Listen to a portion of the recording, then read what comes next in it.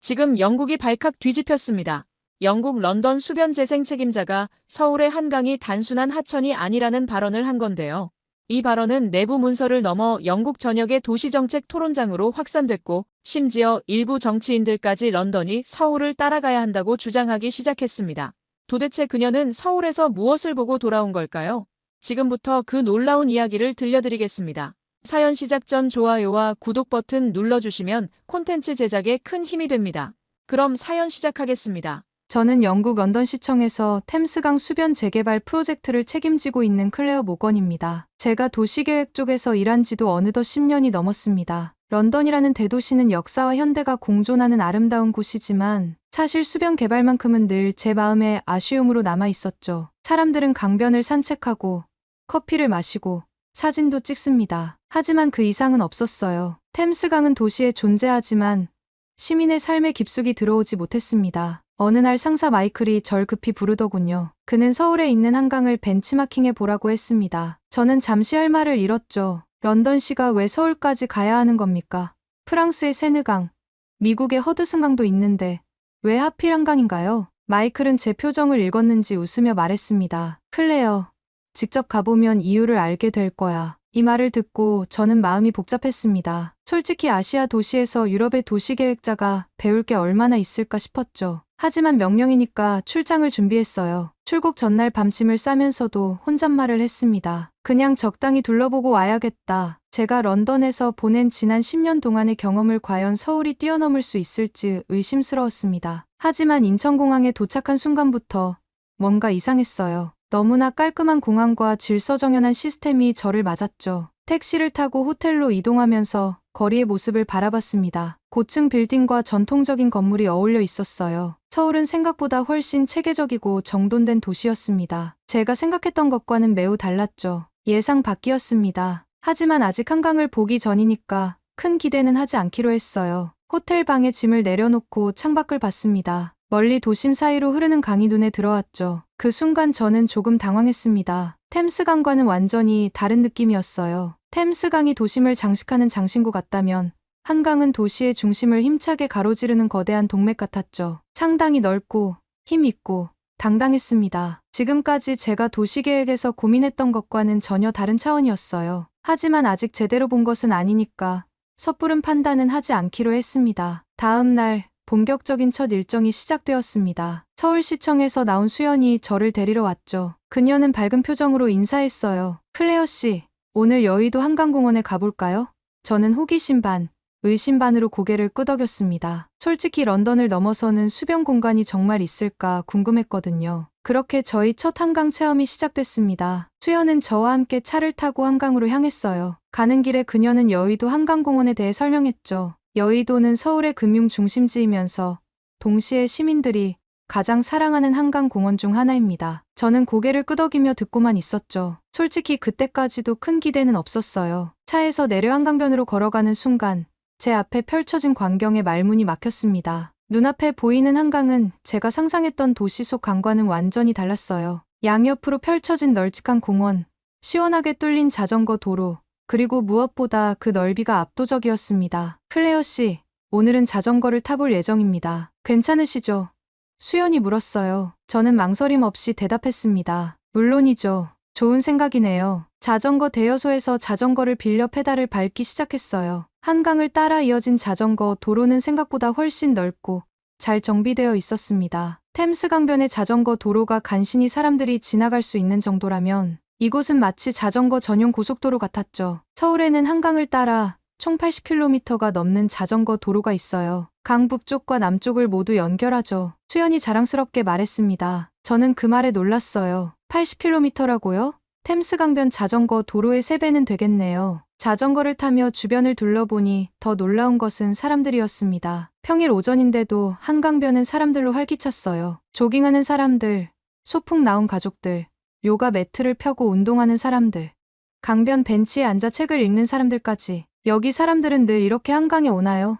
저는 궁금해서 물었습니다. 수연은 웃으며 대답했어요. 네, 서울 사람들에게 한강은 그냥 공원이 아니라 일상의 연장선이에요. 직장인들은 점심시간에 산책하러 오고 학생들은 공부에 지치면 이곳에서 휴식을 취하죠. 주말에는 더 많은 사람들로 붐빕니다. 저는 고개를 끄덕였습니다. 이제 좀 이해가 되기 시작했어요. 런던의 템스강은 관광객들이 사진 찍는 곳 또는 강변 레스토랑에서 식사하는 장소일 뿐이었죠. 하지만 이곳 한강은 달랐습니다. 시민들의 삶 속에 자연스럽게 녹아들어 있었어요. 자전거를 타고 계속 진행하다 보니 물 위에 떠 있는 분수대가 보였습니다. 햇빛에 반짝이는 물줄기가 마치 춤을 추는 듯했어요. 저 분수는 음악에 맞춰 움직입니다. 밤에는 조명과 함께 더 아름다워요. 수연이 설명했죠. 조금 더 가자 수상 스포츠를 즐기는 사람들이 보였습니다. 카약을 타는 사람들, 패들보드 위에서 균형을 잡는 사람들, 심지어 수상 스키까지. 템스강에서는 상상할 수 없는 광경이었어요. 런던의 템스강에서는 이런 활동들이 거의 불가능해요. 수질 문제도 있고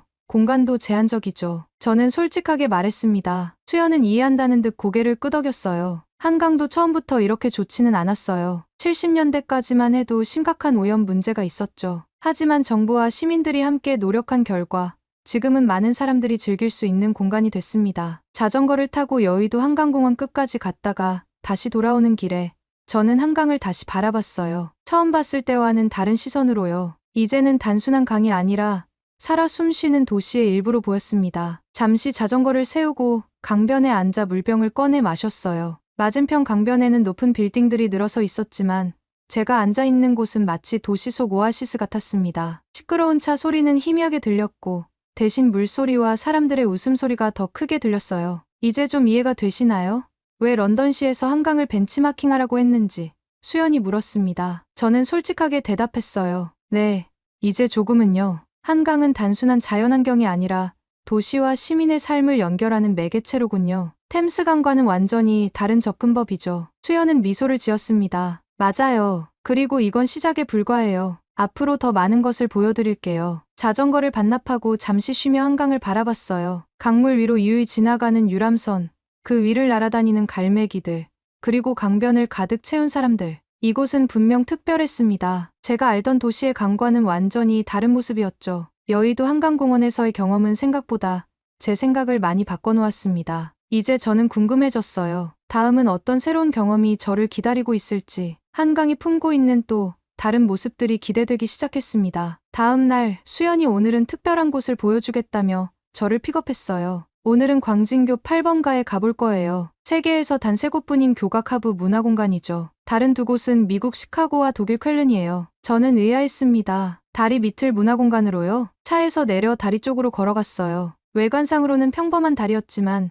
다리 아래로 내려가는 계단을 따라 내려가자 완전히 다른 세계가 펼쳐졌습니다. 저도 모르게 감탄사가 나왔어요. 깔끔하게 정비된 실내 공간, 유리로 된 바닥, 그리고 그 아래로 보이는 한강의 물결까지 마치 공중에 떠 있는 듯한 느낌이었죠. 무엇보다 놀라웠던 건 다리 밑이라는 느낌이 전혀 들지 않는다는 점이었습니다. 수연이 설명했어요. 광진교 8번가는 원래 버려진 다리 밑 공간이었어요. 서울시가 이곳을 카페, 전시장, 공연장, 도서관이 있는 문화공간으로 재탄생시켰죠. 저는 유리 바닥 위를 조심스럽게 걸었습니다. 발밑으로 한강이 흐르는 모습이 보였어요. 처음에는 조금 아찔했지만 곧 그 독특한 느낌에 매료되었습니다. 수연은 저를 전시 공간으로 안내했어요. 오늘은 한강의 역사와 변화를 보여주는 사진전이 있네요. 벽면에 걸린 사진들을 살펴봤습니다. 60년대 오염되었던 한강의 모습부터 지금의 깨끗한 모습까지 그 변화 과정이 담겨 있었어요. 70년대 초검게 오염된 한강의 모습이 충격적이었고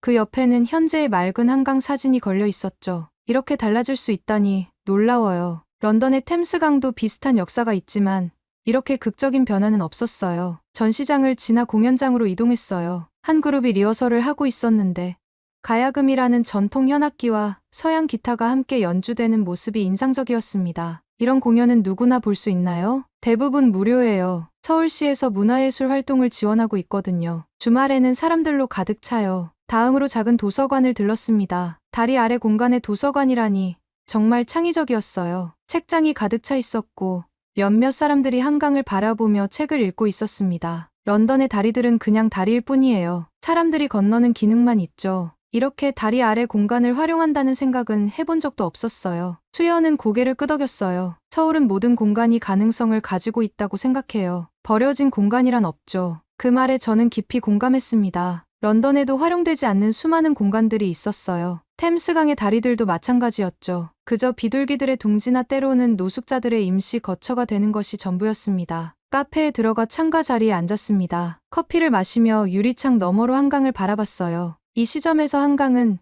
제게 더 이상 단순한 강이 아니었습니다. 문화와 역사, 사람들의 삶이 어우러진 살아있는 공간으로 보였죠. 나가기 전 유리 바닥 위에 다시 섰어요. 발밑으로 흐르는 한강을 바라보며 생각했습니다. 런던의 템스강도 이렇게 도시와 시민의 삶에 완전히 녹아들 수 있을까? 다리를 나서며 수연에게 물었어요. 내일은 또 어떤 곳을 보여주실 건가요? 내일은 한강의 또 다른 면을 보여드릴게요. 자연과 과학이 만나는 곳이죠. 광진교 8번가에서의 경험은 제 고정관념을 또 한 번 무너뜨렸어요. 런던으로 돌아가면 템스강의 다리들을 새로운 시각으로 바라보게 될 것 같았습니다. 다음 날 아침 오늘은 어디로 가나 싶었는데 그녀는 한강 생태학습관으로 향한다고 했어요. 이름만 들었을 때는 그저 아이들을 위한 교육시설 정도로 생각했습니다. 생태학습관이라 환경교육센터 같은 건가요?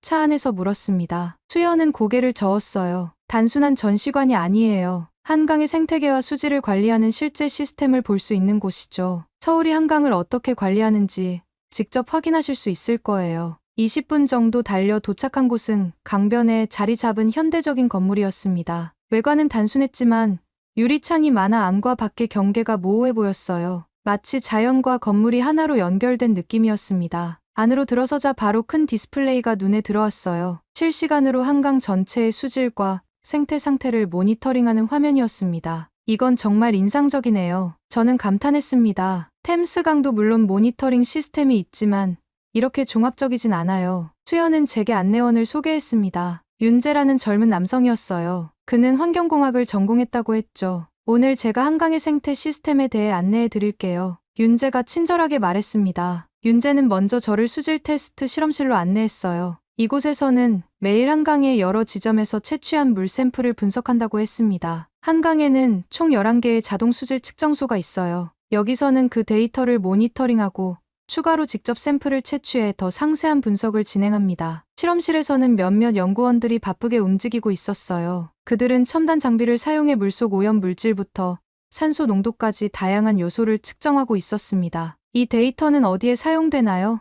저는 궁금했습니다. 모든 정보는 실시간으로 서울시 환경 시스템에 전송되어 문제가 감지되면 즉시 대응팀이 출동합니다. 그리고 시민들도 앱을 통해 한강 수질 정보를 확인할 수 있죠. 그 말을 듣고 저는 놀랐어요. 시민들이 직접 수질 정보를 볼 수 있다고요? 물론이죠. 서울은 시민들이 자연환경에 관심을 갖게 하는 것이 중요하다고 생각해요. 정보를 공유하는 것이 첫걸음이죠. 다음으로 이동한 곳은 생태보건센터였어요. 이곳에서는 한강에 서식하는 다양한 생물들의 표본과 함께 어떻게 생태계를 보호하고 복원하는지 보여주고 있었습니다. 한강에는 얼마나 많은 생물종이 살고 있나요?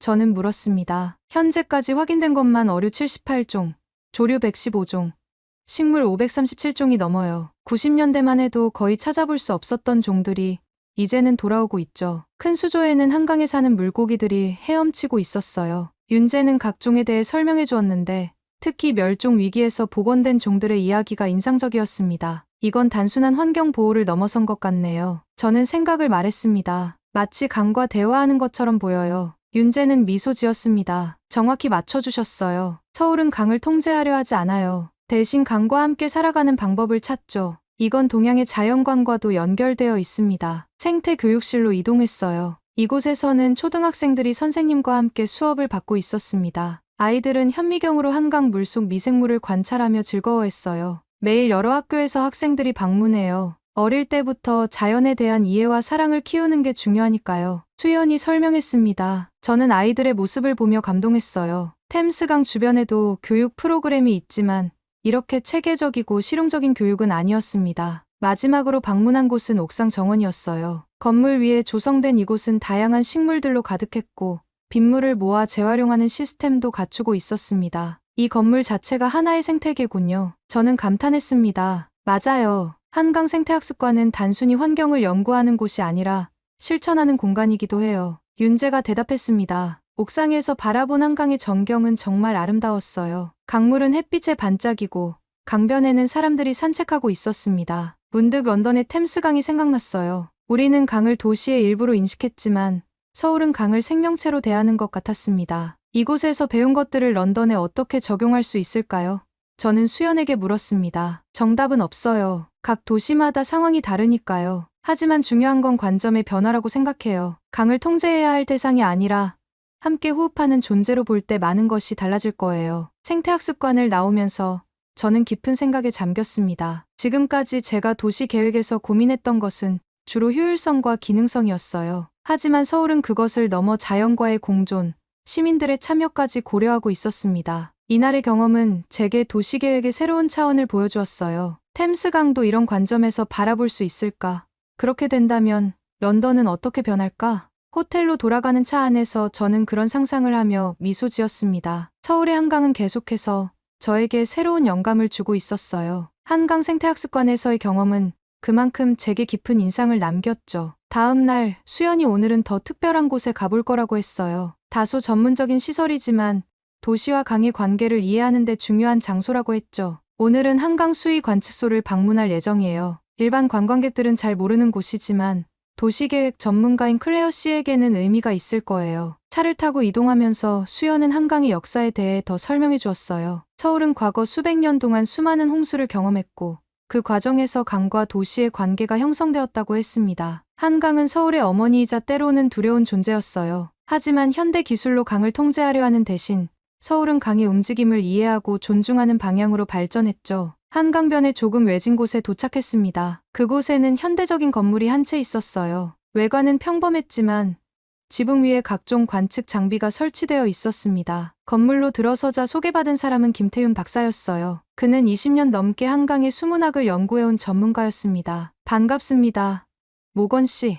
오늘 저희가 어떻게 한강의 숨결을 읽는지 보여드리겠습니다. 태윤 박사는 저를 큰 모니터들이 있는 중앙 관제실로 안내했어요. 벽면을 가득 채운 화면들에는 각종 데이터와 그래프, 지도가 실시간으로 표시되고 있었습니다. 이곳에서는 한강의 모든 변화를 실시간으로 모니터링합니다. 수위, 유속, 수온은 물론 기상 데이터까지 종합적으로 분석하죠. 저는 놀라움을 감추지 못했어요. 이 정도 규모의 통합 시스템은 처음 봅니다. 런던에서는 여러 부서에 나눠져 있어서 정보 교환이 항상 문제였거든요. 태윤 박사는 웃으며 고개를 끄덕였습니다. 많은 도시들이 그런 문제를 겪고 있죠. 서울도 처음부터 이렇지 않았어요. 2000년대 초반 큰 홍수를 겪은 후에야 통합 시스템의 필요성을 절실히 느꼈습니다. 태윤 박사는 화면을 가리키며 계속 설명했어요. 한강에는 총 15개의 주요 수위 관측소가 있고 각 지점에서 5분마다 데이터를 수집한다고 했습니다. 이 정보는 홍수 예방뿐만 아니라 생태 보전, 수질 관리,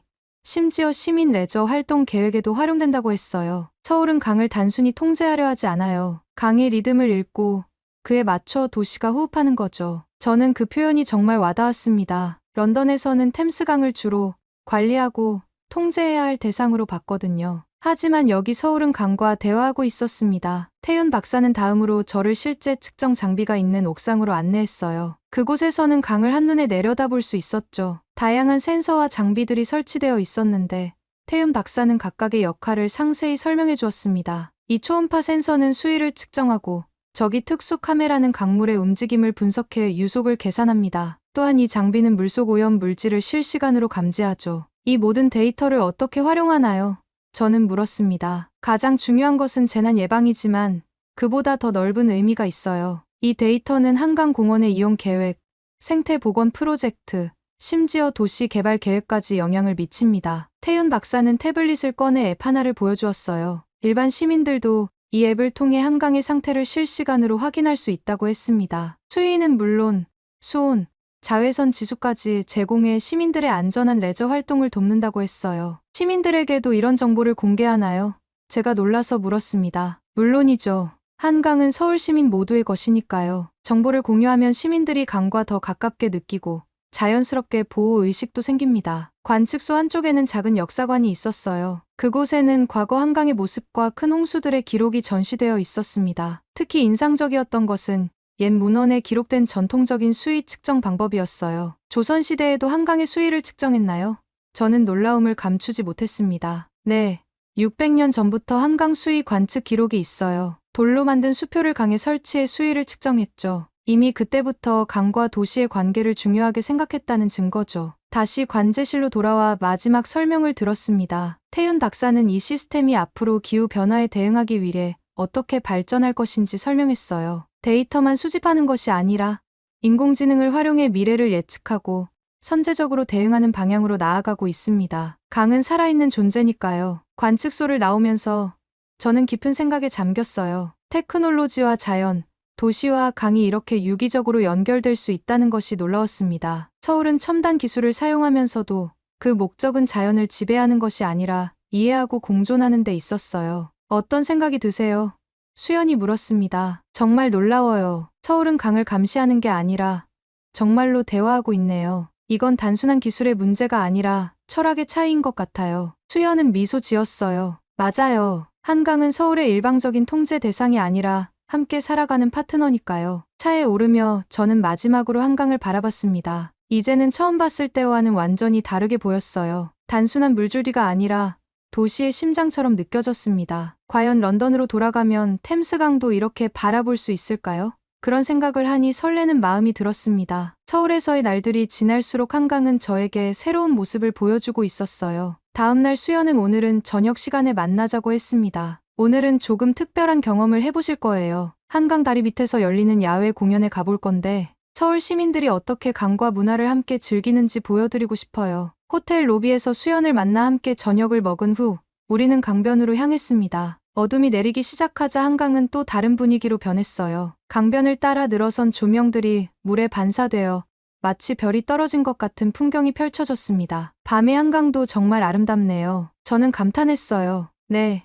서울 사람들은 한강의 밤을 특히 사랑해요. 낮에는 활기차고 밤에는 로맨틱한 곳이죠. 수연이 웃으며 말했습니다. 걷다 보니 멀리서 음악 소리가 들려왔어요. 우리는 소리를 따라 걸었고 곧 반포대교 아래에 도착했습니다. 다리 밑 공간이 작은 공연장으로 변해 있었어요. 간이 무대가 설치되어 있었고 그 앞으로는 사람들이 돗자리와 캠핑 의자를 펴고 앉아 있었습니다. 와, 정말 많은 사람들이 있네요. 저는 놀랐습니다. 이런 공연은 매주 금요일과 토요일에 열려요. 날씨가 좋은 날에는 항상 이렇게 붐비죠. 수연이 설명했어요. 우리도 수연이 준비해온 돗자리를 펴고 자리를 잡았습니다. 주변을 둘러보니 모든 연령층의 사람들이 모여 있었어요. 가족들, 연인들, 친구들, 심지어 혼자서 공연을 즐기는 사람들도 있었습니다. 이 공연은 서울시에서 지원하나요?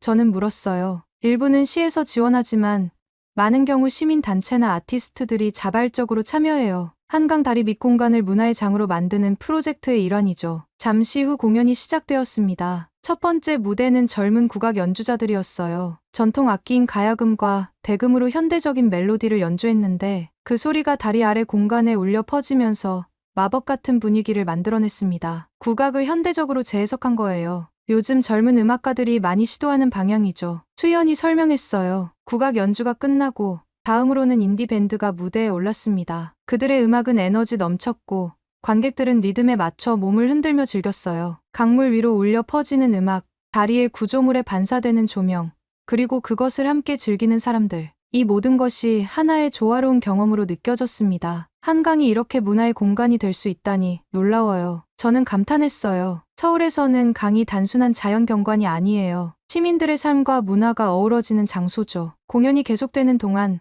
저는 주변의 분위기를 더 자세히 관찰했습니다. 사람들은 음식을 나누고, 웃고, 춤추고, 때로는 조용히 강물을 바라보며 음악을 즐겼어요. 누구도 서두르지 않았고, 모두가 그 순간을 충분히 만끽하고 있었습니다. 세 번째 공연자는 힙합 아티스트였어요. 그의 가사에는 한강과 서울에 대한 이야기가 담겨 있었습니다. 비록 한국어를 이해하지 못했지만 그 열정은 충분히 전해졌어요. 그가 무슨 내용을 랩하고 있나요?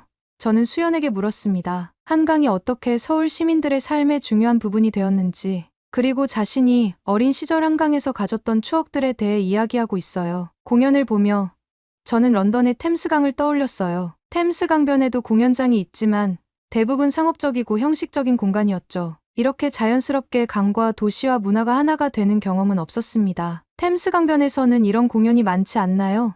수연이 물었어요. 있긴 하지만 대부분 정해진 공간에서 열리고 티켓을 구매해야 해요. 이렇게 강변의 일상적인 공간이 문화적 경험으로 변하는 경우는 드물죠. 마지막 공연은 춤 공연이었습니다. 댄서들은 한강을 배경으로 현대 무용을 선보였어요. 그들의 움직임은 마치 강물의 흐름을 표현하는 것 같았고 다리의 구조물을 활용한 안무가 인상적이었습니다. 공연이 끝난 후에도 사람들은 바로 흩어지지 않았어요. 여전히 음악이 흐르는 가운데 많은 사람들이 남아 대화를 나누거나 강변을 따라 산책했습니다. 이런 문화 행사가 매주 있다는 게 정말 놀라워요. 저는 말했습니다. 한강은 살아있는 공간이에요. 계절마다, 시간대마다 다른 모습을 보여주죠. 중요한 건 시민들이 그걸 자연스럽게 받아들이고 함께 호흡한다는 거예요. 돗자리를 개고 일어서서 강변을 따라 천천히 걸었습니다. 밤하늘에는 별이 빛나고 강물에는 도시의 불빛이 반사되었어요. 우리는 특별한 대화 없이도 그 순간을 함께 즐기고 있었습니다. 한강 다리 밑에서의 공연 경험은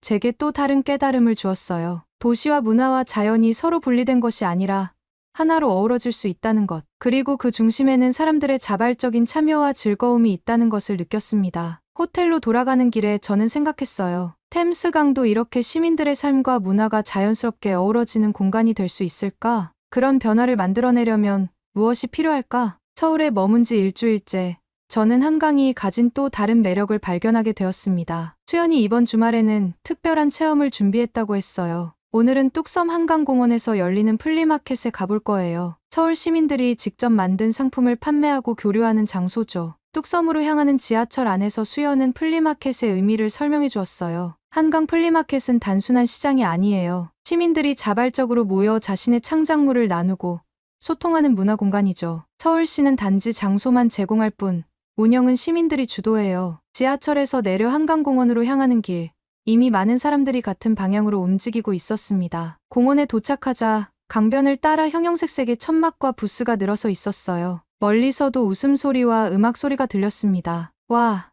생각보다 규모가 크네요. 저는 놀라움을 감추지 못했어요. 이 플리마켓은 매달 첫째, 셋째 주 주말에 열려요. 날씨가 좋은 날에는 보통 이렇게 붐비죠. 수연이 설명했습니다. 우리는 천천히 부스들을 둘러보기 시작했어요. 수공예품부 독립출판물, 유기농 식품, 중고 물품 다양한 상품들이 있었습니다. 판매자들은 대부분 일반 시민들이었어요. 학생, 주부, 직장인, 은퇴한 노인들까지 다양했죠. 한 부스에서 멈춰 섰는데 그곳에서는 젊은 여성이 직접 디자인한 한강, 테마 엽서와 스티커를 판매하고 있었습니다. 이것들을 직접 다 만드신 건가요? 저는 물었어요. 네. 저는 평일에는 회사원이지만 주말에는 일러스트레이터로 활동해요. 한강에서 보낸 시간들이 제게 많은 영감을 주었죠. 그녀는 웃으며 대답했습니다. 저는 몇 장의 엽서를 구매했어요. 런던의 동료들에게 보낼 기념품으로 완벽했습니다. 다른 부스에서는 노인 부부가 직접 만든 전통 발효 음식을 판매하고 있었어요. 그들은 시식용 샘플을 나눠주며 발효 과정을 열정적으로 설명했습니다. 할아버지, 할머니는 얼마나 오래 이 마켓에 참여하셨나요? 수연이 물었습니다. 거의 3년 됐어요. 처음에는 그냥 손주들을 위해 만들던 것들이었는데 이젠 이렇게 많은 사람들과 나누게 되었네요. 나이 들어서 새로운 친구들을 만나는 즐거움이 크답니다. 할머니가 따뜻하게 답했어요. 마켓 중앙에는 작은 무대가 설치되어 있었고 시민 밴드가 공연을 하고 있었습니다. 사람들은 음악에 맞춰 춤을 추거나 잔디밭에 앉아 피크닉을 즐기며 공연을 감상했어요. 이 무대도 시민들이 자발적으로 운영하나요? 저는 물었습니다. 네. 공연자들은 오디션을 통해 선발되지만 모두 아마추어예요. 자신의 재능을 나누고 싶은 시민들에게 기회를 주는 거죠. 수연이 설명했어요. 플리마켓을 거닐면서 저는 깨달았습니다. 이곳은 단순한 상업 공간이 아니었어요. 사람들은 물건을 사고 파는 것 이상의 가치를 공유하고 있었습니다. 그것은 바로 공동체 의식이었죠. 중고책을 판매하는 부스 앞에서 멈췄습니다. 책을 정리하던 중년 남성이 반갑게 인사했어요. 외국에서 오셨나요?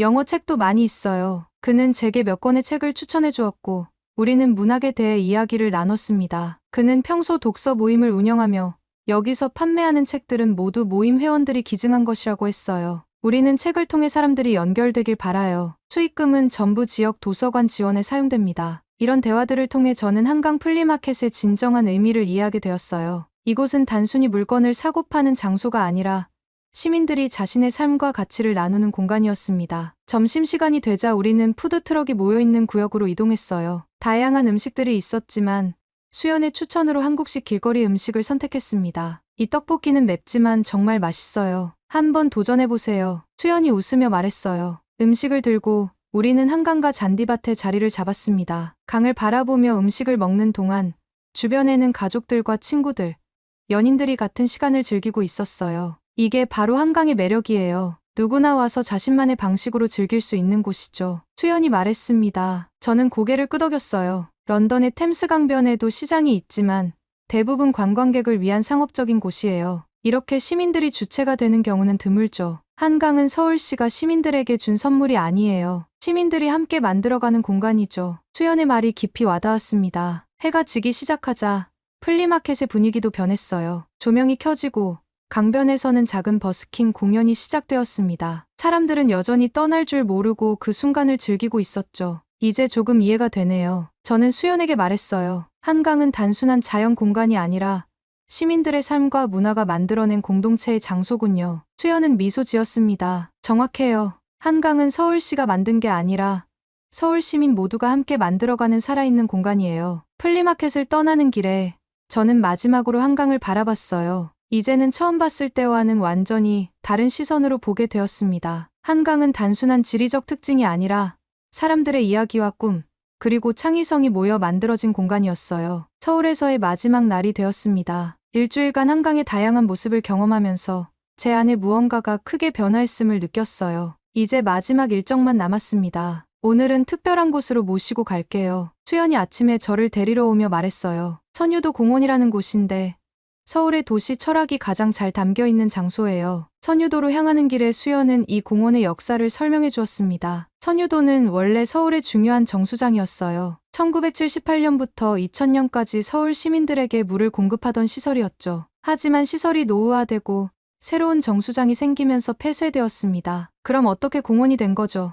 저는 궁금했어요. 서울시는 이 폐정수장을 철거하는 대신 그대로 보존하여 공원으로 재탄생시켰어요. 과거의 산업시설을 없애는 것이 아니라 새로운 가치를 부여한 거죠. 선유도에 도착했습니다. 한강 가운데 자리 잡은 작은 섬으로 다리를 통해 연결되어 있었어요. 다리를 건너며 보는 한강의 전경은 정말 아름다웠습니다. 공원으로 들어서자 독특한 풍경이 펼쳐졌어요. 콘크리트 구조물들이 그대로 보존되어 있었지만 그 사이사이에 나무와 식물들이 자라나 있었습니다. 오래된 정수 탱크는 수생식물원으로, 과거의 펌프실은 전시관으로 변모해 있었어요. 여기는 정말 특별하네요. 저는 감탄했습니다. 오래된 것과 새로운 것이 공존하고 있어요. 수연은 고개를 끄덕였어요. 그게 바로 선유도의 철학이에요. 과거를 지우는 것이 아니라 존중하고 새로운 의미를 더하는 거죠. 우리는 천천히 공원을 거닐었습니다. 곳곳에 남아있는 산업시설들은 마치 현대 조각처럼 보였어요. 콘크리트 벽에는 이끼가 자라고 녹슨 파이프에는 덩굴식물이 감겨 있었습니다. 인공물과 자연이 조화롭게 어우러진 모습이 정말 인상적이었어요. 수질 정화를 위한 침전지였던 이곳은 지금 시간의 정원이라고 불러요. 수연이 넓은 원형 공간을 가리키며 말했습니다. 계절마다 다른 식물들이 자라나는 모습을 볼 수 있죠. 저는 그 공간의 중앙에 서서 주변을 둘러봤어요. 한때 물을 걸러내던 공간이 이제는 사람들에게 위안과 아름다움을 제공하고 있었습니다. 이것이야말로 진정한 재생이 아닐까 생각했어요. 선유도를 설계한 분은 누구인가요? 저는 물었습니다. 정주현이라는 한국의 조경가예요. 그는 기억의 보존이라는 컨셉으로 이 공원을 디자인했죠. 산업유산을 그대로 살리면서도 자연이 그 안에서 새 생명을 얻도록 한 거예요. 공원 한쪽에는 과거 정수장에서 사용되던 장비들이 전시되어 있었어요. 수연은 그 장비들이 어떻게 작동했는지 설명해 주었습니다. 저는 말없이 듣고 있었지만 머릿속에서는 이미 템스 강변의 오래된 공장들과 창고들이 떠올랐어요. 런던에도 이렇게 변화할 수 있는 공간이 많았습니다. 우리는 전망대에 올라 한강을 내려다봤어요. 일주일 전 처음 본 한강과 지금 보는 한강은 완전히 달랐습니다. 이제 저는 그저 큰 강이 아니라 서울의 역사와 문화, 그리고 철학이 담긴 공간으로 한강을 바라볼 수 있었어요. 선유도는 한강 재생 사업의 시작점이었어요. 수연이 말했습니다. 이 성공을 바탕으로 서울은 한강의 다른 지역들도 하나씩 변화시켜 나갔죠. 잠시 벤치에 앉아 쉬면서 수연은 제게 물었어요. 클레어 씨, 이제 서울에서의 일정이 거의 끝났는데 한강에 대한 인상은 어떠세요? 저는 잠시 생각했습니다. 지난 일주일간의 경험이 머릿속을 스쳐 지나갔어요. 여의도에서의 자전거 타기, 광진교 8번가의 문화공간, 생태학습관, 수의 관측소, 야외 공연, 플리마켓, 그리고 지금의 선유도까지. 처음에는 그저 벤치마킹이라는 임무로 왔지만 이제는 한강이 단순한 강이 아니라는 걸 알게 되었어요. 저는 진심을 담아 말했습니다. 한강은 서울의 역사와 현재, 그리고 미래를 연결하는 살아있는 존재예요. 가장 인상적인 건 강을 통제하려 하지 않고 함께 호흡한다는 철학이죠. 수연은 미소 지었어요. 그게 바로 서울이 한강을 대하는 방식이에요. 우리는 강을 지배하는 게 아니라 함께 살아가는 법을 배웠죠. 선유도를 나오기 전 마지막으로 방문한 곳은 기억의 정원이었습니다. 과거 정수장의 여과지였던 이곳은 이제 다양한 식물들로 가득 찬 아름다운 정원이 되어 있었어요. 이 정원의 특별한 점은 시간이 지날수록 더 아름다워진다는 거예요. 수연이 설명했습니다. 식물들이 자라고 계절이 바뀌고 새로운 생명체들이 찾아오면서 정원은 계속 변화해요. 완성된 상태가 아니라 계속 진화하는 거죠. 그 말이 제 마음에 깊이 와닿았어요. 도시도 마찬가지가 아닐까요? 완벽하게 계획하고 통제하는 것이 아니라 시간과 사람들과 자연이 함께 만들어가는 유기체 같은 존재. 선유도는 그런 철학을 고스란히 담고 있었습니다. 이제 정말 이해가 돼요. 저는 말했어요. 한강은 서울의 심장이자 영혼이네요. 단순한 자연 자원이 아니라 도시의 정체성 그 자체인 거죠. 수연은 제 손을 잡았습니다. 그걸 알아주셔서 기쁘네요. 런던으로 돌아가시면 템스강도 새로운 시선으로 보실 수 있을 거예요. 선유도를 떠나며 저는 마지막으로 한강을 바라봤어요. 일주일 전 서울에 도착했을 때 저는 이곳에서 배울 것이 별로 없을 거라 생각했습니다. 하지만 이제는 완전히 달라졌어요. 한강은 저에게 도시와 자연, 과거와 현재, 기술과 인간이 어떻게 공존할 수 있는지를 가르쳐 주었습니다. 내일 런던으로 돌아가면 템스강 재개발 프로젝트에 이 모든 경험과 깨달음을 담아낼 것입니다. 한강처럼 템스강도 단순한 수로가 아니라 도시의 살아있는 일부가 될 수 있도록 이제 저는 확신합니다. 한강에서 배운 철학은 템스강의 미래를 밝게 비춰줄 것이라고요. 저의 이야기가 여러분께 새로운 시각을 줄 수 있었기를 바랍니다. 오늘의 이야기가 마음에 와닿았다면 구독과 좋아요를 눌러주세요. 다음에도 더욱 흥미로운 이야기로 찾아뵙겠습니다. 감사합니다.